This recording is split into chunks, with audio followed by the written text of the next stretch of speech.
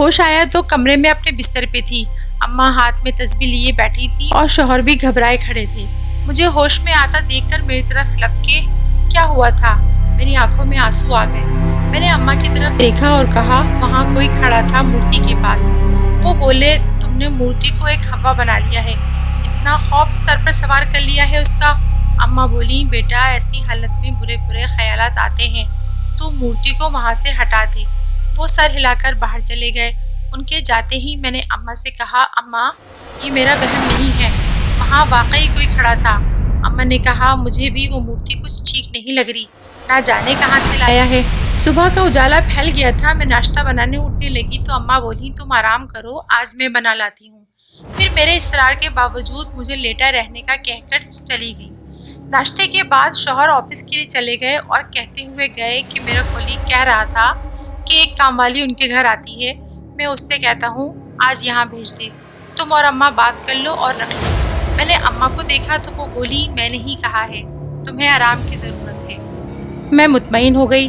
وہ عورت دوپہر کے وقت آئی، سیدھی سادی، اپنے کام سے کام رکھنے والی۔ اماں کی اجازت سے اسے 1000 روپے مہینے پہ صفائی اور کپڑے دھونے پہ رکھ لیا۔ جس دن سے مورتی کو کارنر سے اٹھایا تھا اس دن سے کوئی عجیب واقعہ نہ ہوا۔ ایک دن ملازمہ بولی باجی اسٹور میں جاتے ہوئے ایک ڈر سا لگتا ہے، وہاں ایک گڑیا رکھی ہے شیشے والی الماری میں، اس کو دیکھو تو بہت وحشت آتی ہے۔ خوف ایک بار پھر میرے اندر دوڑ گیا۔ کیا کہہ رہی ہو؟ کون سی گڑیا؟ وہ بولی چلے میرے ساتھ۔ میں اس کے ساتھ اسٹور میں گئی تو وہی مورتی شیشے کی الماری میں رکھی تھی، اس کی آنکھیں اندھیرے میں چمک رہی تھیں۔ میں نے جلدی سے اسٹور کی لائٹ جلائی تو سب نارمل ہو گیا۔ اس مورتی سے ایک عجیب سی کشش محسوس ہوئی، ساتھ ہی بے حد خوف۔ میں سمجھ گئی کہ میاں صاحب نے مورتی کو اٹھا کر اسٹور میں رکھ دیا تھا تاکہ میری نظر نہ پڑے۔ میں نے ملازمہ کو تسلی دی اور کہا کہ وہم نہ کرے، مگر خود عجیب سے خوف میں مبتلا ہو گئی تھی۔ ہر وقت مورتی کی صورت ذہن میں آتی رہتی۔ خیر دن گزرتے گئے، اسٹور کو تالا لگا رہتا تھا۔ مجھے چھٹا مہینہ شروع ہو گیا۔ ایک شام میں موتیا کے پھولوں سے گجرا بنا رہی تھی۔ ہمارے گھر کے لان میں موتیے کے کئی پودے تھے، ان کی خوشبو مجھے بہت پسند تھی۔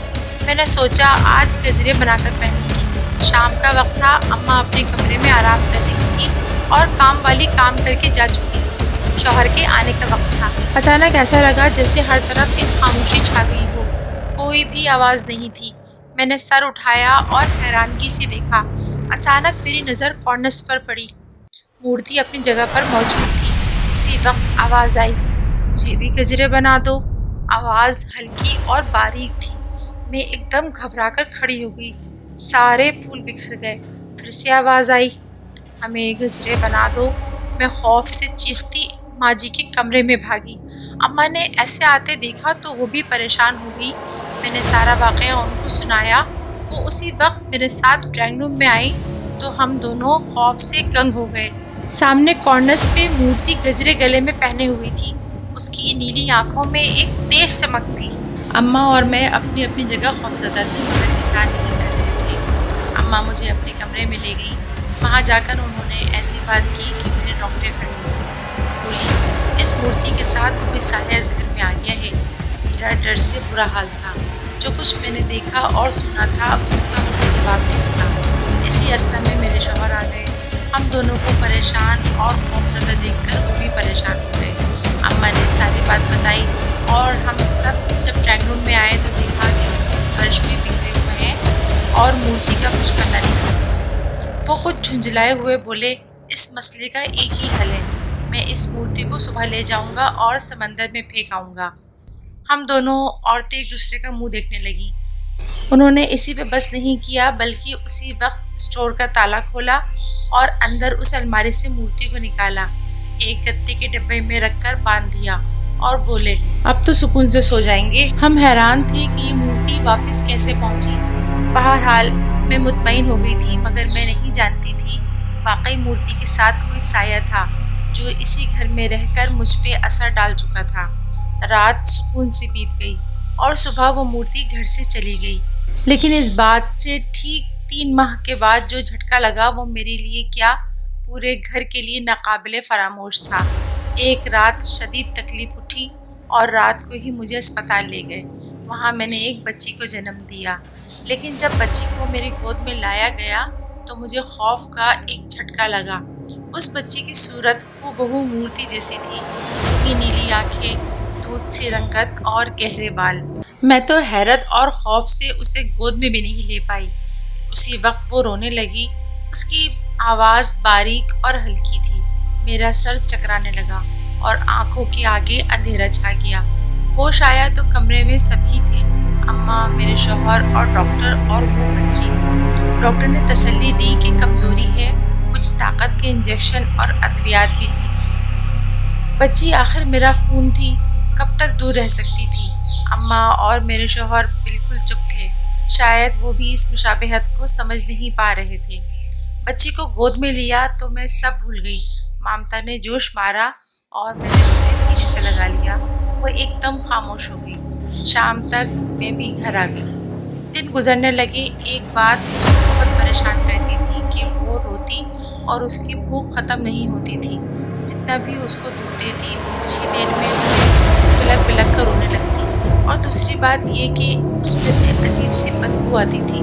چاہے نہلا لو مگر کچھ ہی دیر میں وہی بدبو آنے لگتی۔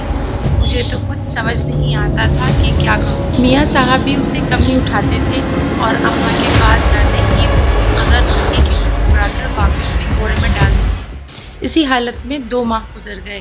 میری حالت خراب ہوتی جا رہی تھی، سوکھ کر کانٹا ہو رہی تھی۔ ایسا لگتا تھا جیسے سارے جسم کا خون نچوڑ لیا گیا ہو۔ تیسرا ماہ شروع ہوا تو بدبو ناقابل برداشت ہو گئی۔ دن میں 5 بار بھی نہلا لو وہ بدبو ختم نہیں ہوتی تھی۔ ایک شام میں کمرے میں تھی، بچی سوئی ہوئی تھی، اچانک بجلی بند ہو گئی اور میں موم بتی جلانے کے لیے اٹھی تو بچی جس کا نام گلرانا رکھا تھا وہ عجیب سی آواز نکالنے لگی جیسے کوئی جانور غرا رہا ہو۔ میں گھبرا کر پنگوڑے کے پاس آئی تو ایک سایہ سا بچی کی طرح جس کی آنکھیں انگاروں کی طرح جل رہی تھی۔ میری خوف سے چیخ نکل گئی۔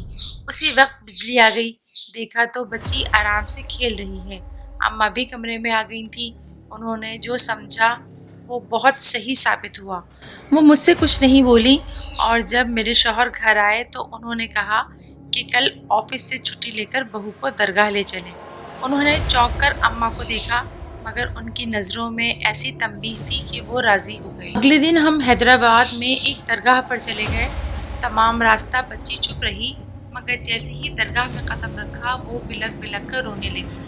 ایک سفید ریش بزرگ نے میرے سر پر ہاتھ رکھا اور بولے بچی کو وہاں لٹا دو۔ پاس ایک چبوترا تھا جس پر ایک دائرہ بنا تھا۔ میں نے بچی کو دائرے میں لٹا دیا اور خود پاس ہی چٹائی پر اماں اور میرے شوہر کے ساتھ بیٹھ گئی۔ انہوں نے کچھ پڑھنا شروع کیا، ساتھ ہی بچی نے رونا اور چیخنا شروع کر دیا۔ وہ اس قدر درد سے رو رہی تھی کہ میں بھی رونے لگی اور بھاگ کر اسے اٹھانے چلی، مگر میرے اٹھنے سے پہلے ہی دائرے کو آگ لگ گئی۔ میں چیخنے چلانے لگی مگر میرے شوہر اور اماں نے روکے رکھا۔ بچی کی چیخیں آسمان تک جا رہی تھی۔ میرا ضبط جواب دے گیا۔ میں لڑکھڑا کر گرنے لگی اور بے ہوش ہو گئی۔ جب ہوش آیا تو دنیا لٹ چکی تھی۔ گلرانا ہمیں چھوڑ کر جا چکی تھی۔ اس کا پھول جیسا جسم سفید چادر میں لپٹا ہوا تھا۔ میرا تو غم سے کلیجہ نکل گیا۔ آنسوؤں کی جھڑیاں لگ گئیں۔ میرے شوہر نڈھال بیٹھے تھے۔ بزرگ نے ایک گلاس میں پانی منگوا کر مجھے پینے کو دیا۔ اس پانی کو پیتے ہی میرے اندر ایک توانائی سی محسوس ہوئی۔ وہ بولے، بیٹا یہ تمہاری بیٹی نہیں تھی، ایک بھٹکی ہوئی روح تھی۔ بچی تو پیدائش سے پہلے ہی مر چکی تھی، اور یہ بھٹکی ہوئی روح کس کی تھی یہ تمہارے شوہر بتائیں گے۔ میں نے شدید دکھ کے عالم میں اپنے شوہر کی جانب دیکھا۔ وہ غم سے نڈھال تھے۔ اماں بھی دیوار سے ٹیک لگائے زار و قطار رو رہی تھی۔ انہوں نے پانی کا گلاس پیا اور کچھ یہ بتایا، آج سے 5 سال پہلے میں ایک کمپنی میں ملازمت کرتا تھا۔ اس کے ڈائریکٹر کے ایک دوست ترکی سے وہاں ملنے آئے۔ ان کے ساتھ ان کی جوان سال بیٹی جیسمین بھی تھی۔ کمپنی کے ڈائریکٹر نے جیسمین کو پاکستان دکھانے کا کام میرے سپرد کر دیا۔ میں انکار نہیں کر سکتا تھا، ویسے بھی جوان تھا اور جیسمین بہت خوبصورت تھی۔ نیلی آنکھیں، دودھ سی رنگت اور گہرے بال۔ وہ زیادہ تر سیاہ لباس پہنتی تھی۔ پاکستان دکھاتے دکھاتے نہ جانے کب وہ مجھ سے محبت کر بیٹھی۔ جب اس نے اظہار کیا تو میں گھبرا گیا۔ وہ میری بے تکلفی کو محبت سمجھ رہی تھی۔ میں نے اس سے دوری اپنائی تو وہ اور ہی زیادہ پریشان کرنے لگی۔ وہ مجھ سے شادی کرنا چاہتی تھی۔ میں ایک تو اپنے گھر اور دوسرے ڈائریکٹر کے دوست سے خائف تھا۔ اس دن ہم اسٹیمر پر سمندر کی سیر کر رہے تھے تو وہ بولی، جمی میں تمہارے بغیر مر جاؤں گی۔ میں نے کہا بچوں کی طرح ضد نہ کرو، تمہارے والدین اس رشتے پر راضی نہیں ہوں گے۔ وہ بولی، ایک ہی طرح میں تمہارے ساتھ رہ سکتی ہوں ہمیشہ، مر کر۔ یہ کہہ کر اس نے سمندر میں چھلانگ لگا دی۔ میرا دماغ معاف ہو گیا۔ جب تک اسے بچانے تیراک سمندر میں اترے وہ مر چکی تھی۔ اس کا باپ دھاڑے مار مار کر رو رہا تھا۔ اس کی لاش کو جب نکالا گیا تو اس کی آنکھیں مجھ پر جمی تھیں۔ میں تو کہتا ہی رہ گیا کہ ایسا مت کرو، ایسا مت کرو۔ اس حادثے کے بعد میں نے وہ کمپنی چھوڑ دی، لیکن کچھ وقت کے بعد مجھے جیسمین کی آوازیں آنے لگیں، کبھی نام لیتی، کبھی ہلکی سی ہنسی۔ میں سمجھ گیا یہ عمر بھر کا غم ہے۔ میں نے نفسیاتی ڈاکٹر کو بھی دکھایا مگر سب نے یہی کہا کہ سٹریس ہے، اسی لیے میں خاموش ہوتا چلا گیا۔ اس روز جہلم جاتے ہوئے میرے دوست نے کہا کہ وہ ایسے آدمی کو جانتا ہے جو دل کی تصویر باہر نکال دیتا ہے اور اگر کوئی سایہ اس سے جڑا ہو تو وہ بھی نکل جاتا ہے۔ میں اس کی بات مان کر جہلم سے 3 میل کے فاصلے پر ایک گاؤں پہنچا۔ گاؤں سے باہر ایک الگ تھلگ مٹی کا مکان تھا۔ وہاں ایک شخص ملا جس کی آنکھوں میں عقاب کی تیزی اور چمک تھی۔ اس نے 5 منٹ مجھ سے نظر ملائی، میرے ہاتھ پکڑے ہوئے اس کی آنکھیں سرخ ہو گئیں۔ اس کے بعد اس نے 3 دن بعد آنے کا کہا۔ 3 دن بعد جب ہم وہاں گئے تو اس نے یہ مورتی ہمیں دی، جسے دیکھ کر میں خوف اور حیرت سے اچھل پڑا۔ وہ جیسمین تھی۔ اس طرح یہ سایہ مورتی کے ساتھ گھر آ گیا۔ اس نے کہا تھا بہت بڑا نقصان اٹھاؤ گے، نہیں معلوم تھا کہ یہ ہوگا۔ اتنا کہہ کر وہ چپ ہو گئے۔ بزرگ نے میرے سر پر ہاتھ رکھ کر کہا، اب وہ سایہ نہیں آئے گا۔ وہ واپس چلا گیا اور شکر کرو تمہاری زندگی بچ گئی۔ ہم واپس آ گئے۔ گل رانا کو دفنا دیا گیا تھا۔ اس کا جسم ایسا ہو گیا تھا جیسے پانی میں ڈوب کر مری ہے۔ مجھے سنبھلنے میں 2 سال لگ گئے۔ اب تو اللہ تعالیٰ نے مجھے 3 اولادوں سے نوازا ہے، 2 بیٹے 1 بیٹی، لیکن اب بھی کبھی گل رانا کا خیال آ جائے تو ایک جھرجھری سی دوڑ جاتی ہے۔ 14 اولاد کا دکھ کسی